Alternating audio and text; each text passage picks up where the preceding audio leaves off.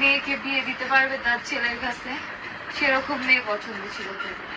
কিন্তু আমার স্বামী নির্লোভী ছিল, ও সৎ ছিল, ও আমাকে পছন্দ করছে, ও আমাকে পছন্দ করে বিয়ে করছে। কিন্তু বিয়ের পর ও অনেক মাতৃভক্ত ছিল, তো ওর মাতৃভক্তি প্রচুর ছিল। আমি সেটাকে অ্যাপ্রিশিয়েট করতাম, কারণ আমিও তো একদিন মা হব, আমারও সন্তানটা হলো ওর মতো হবে, ওর যেহেতু সন্তান। একটা পর্যায়ে যখন যে দেখলাম আমার দেওয়ালে পিঠ ঠেকে গেছে, আমি খুব ওদের যত্ন করতাম, ওকে ওর মাকে, কিন্তু ওরা না আমাকে বুঝতো না। আমার হাজবেন্ড আমাকে প্রচুর ভালোবাসতো, তো ওই যে একটা এজ গ্যাপ, ওর জন্য ও আমাকে বুঝতো না। তারপরে আমি বিয়ে 6-7 মাস পর থেকে আমি বলা শুরু করি যে কি কোনো সমস্যা, বা তোমার মেন্টালিটি এমন কেন, তোমারই তো বউ, তুমি পছন্দ করে আনছো, আমি তো হেঁটে আসি নাই, তাহলে কি তোমার কখনো ইচ্ছাই করে না যে তোমার বউকে নিয়ে একটু থাকি, বা মানে তোমার কি ইচ্ছে করে না বউয়ের সাথে থাকি, বা বউকে আলাদা করে একটু টাইম দেই? ও বলতো যে না, বউকে আলাদা করে টাইম দেওয়ার কি আছে, মা আছে, আমি আছি, তুমি আছো, যা করবো একসাথে করবো। বউকে তো রাতে ভালোবাসা যাবে, বউকে তো রাতে বউয়ের সাথে তো ঘুমাই, তখনই ভালোবাসবো। আমি বলতাম বউকে মানুষ শুধু রাতে ঘুমানোর জন্য, ভালোবাসার জন্য বিয়ে করে, বউয়ের কোনো শখ আহ্লাদ কিচ্ছু থাকে না। আর ওর মা আমাকে সংসার করতে দেয়নি। আমার হাজবেন্ড আমার হাতে রান্না ভালো খাইতো জন্য আমার শাশুড়ি এক পর্যায়ে আমার রান্না বান্নাই বন্ধ করে দিল। আমার শাশুড়ির এথিক্স ছিল, ছেলে বিয়ে করবে বউকে, বউ তাড়াতাড়ি বাচ্চা হয়ে যাবে, বউয়ের সংসার আর বাচ্চা নিয়ে থাকবে, আর সে তার ছেলেকে নিয়ে থাকবে।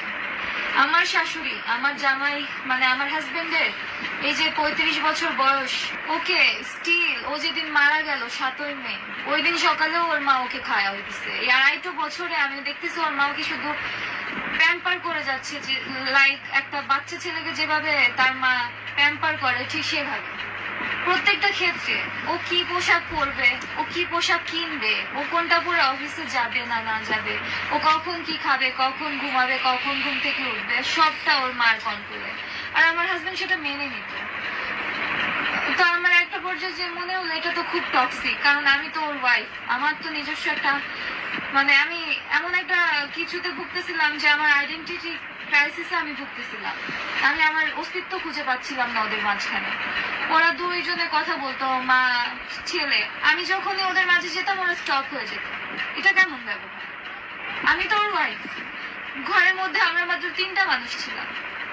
ওর মা সকালে 2.5 বছরে ওর ব্রেকফাস্ট তৈরি করতো, আমাকে করতে দিত না, শুধুমাত্র ওর জন্য করতো। আমি কিন্তু আমার শাশুড়ি মাকে অনেক যত্ন করছি প্রথম 6-7 মাস, অ্যাজ লাইক যে আমার শাশুড়ি মা হয়তো বুঝবে, একটা দিন বুঝবে। আর আমার স্বামীর মুখের দিকে তাকিয়ে, কারণ ও তো ওর মাকে খুব ভালোবাসে, আমি ভাবতাম যে আমি যদি ওর মাকে ভালোবাসি ও তো আরো ভালো থাকবে। ওই জন্য 6-7 মাস যাবত আমি অনেক করেছি, অনেক। আমার শাশুড়ি মায়ের পায়ের নখ কাটা থেকে, হাতের নখ কাটা থেকে শুরু করে তার চুলে তেল দেওয়া, তার বাথরুমে যে তাকে সারা শরীর ডলে দেওয়া, গা মানে পরিষ্কার করে দেওয়া, তাকে স্নান করিয়ে দেওয়া সহ আমি সব করেছি। তার কোন কাপড়টা ভাল লাগতেছে না তাকে পরতে, তার কোন কাপড়টা তাকে পরলে ভাল লাগবে, সব ঠিক করে দিতাম। আমি বরঞ্চ আমার হাজবেন্ডকে বলতাম যে তোমার মায়ের শাড়ি লাগবে কিনা জিজ্ঞাসা করো, যা লাগবে এনে দাও। মাস্টার বেড, আমরা ঢাকা শহরে শান্তিনগরের শেলটেক রহমান তলার 18 তলায় ছিলাম। ওখানে মাস্টার বেডের সাথে অ্যাটাচড ওয়াশরুম, অ্যাটাচড ব্যালকনি ছিল ওই ফ্ল্যাটে। তো আমার হাজবেন্ড দের সাথে যেহেতু আমি বাসা দেখছি, তো আমার হাজবেন্ডকে আমি ফার্স্টে বললাম কি, মা যেহেতু গ্রাম থেকে আসতেছে, মাকে এই অ্যাটাচ রুম, এই মাস্টার বেডটা মাকেই দাও, মার একটু পরিবেশটা মানাতে একটু সহজ হবে, সুবিধা হবে। উনি যেহেতু গ্রাম থেকে আসছে, উনি কখনো শহরে থাকেন নাই, আমি তো শহরে ছিলাম, আমি খুলনা শহরে বড় হয়েছি, খুলনা রেসিডেন্সিয়াল এরিয়া, সোনারাঙ্গা আবাসিক রেসিডেন্সিয়াল এরিয়াতে আমি বড় হয়েছি। ওখানে আমার স্কুল লাইফ শেষ করে যখন বাবার বাসায় আসলাম, 7-8 মাস পরে আমার বিয়ে হয়ে যায়, আমি সারদা সুন্দরী কলেজে পড়তাম। তো আমার হাজবেন্ডকে বলার পর আমার হাজবেন্ড বললো কি, তুমি এইটুকু মেয়ে, তোমার তো উচিত ছিল আরো তুমি বলবা যে মাস্টার বেডটা তুমি নিবা, সেখানে তুমি আমার মাকে এটা নিজে থেকে দিতে বলতেছো। বাহ, ভালো, আমিও আশা করছিলাম যে আমার মাকে মাস্টার বেডটা দেবো, ঠিক আছে তাহলে মাই মাস্টার বেডটা নিই। তো মাকে মাস্টার বেড দেওয়া হলো। আর আমরা থাকতাম একটা রুমে। আমাদের হাজবেন্ড ওয়াইফের কোয়ালিটি টাইম বলতে কিচ্ছু ছিল না, কিচ্ছু না। সকালে ঘুম থেকে ওঠা থেকে শুরু করে ওর মায়ের ডাকে ওর ঘুম ভাঙতো, ঘুম থেকে উঠে মা মা মা মা। আমার বেশ ভালো লাগতো প্রথম প্রথম, যে আচ্ছা ঠিক আছে, ও খুব মাকে ভালোবাসে, ও তো আর বাইরে কাউকে ভালোবাসতেছে না, ওর মাকে ভালোবাসে। ওর মা ওর জন্য রান্না করতো খিচুড়ি, শুধুমাত্র ওর জন্য রান্না করতো, ও যতটুকু খেতে পারবে ততটুকু। তখন থেকে না আমার মনের মধ্যে আস্তে আস্তে খুব পেইন হতে শুরু করলো, যে এটা কেমন ব্যবহার। ও চলে যেত অফিসে, তারপর আমি আমার ব্রেকফাস্ট আর শাশুড়ি মায়ের ব্রেকফাস্ট আবার তৈরি করতাম আলাদা করে। ওর মা যদি তরকারি রান্না করতো, শুধুমাত্র ওর জন্য রান্না করতো, খিচুড়ি রান্না করতো শুধুমাত্র ওর জন্য। আমরা তো ঘরে 3টা মানুষ, ওর জন্য তো রান্নাই করতো। আর কত চাল ডাল বেশি নিলে কিন্তু 3 জনের হয়ে যেত, বাট ওর মা কখনো করতো না, ওর মা কখনো করতো না। আমাদের হাজবেন্ড ওয়াইফকে একসাথে কথা বলতে দিত না দিনে যতটুকু। আমার হাজবেন্ড তো পুলিশে ছিল, পরে ডিফেন্সে আসছে, র্যাবে আসছে।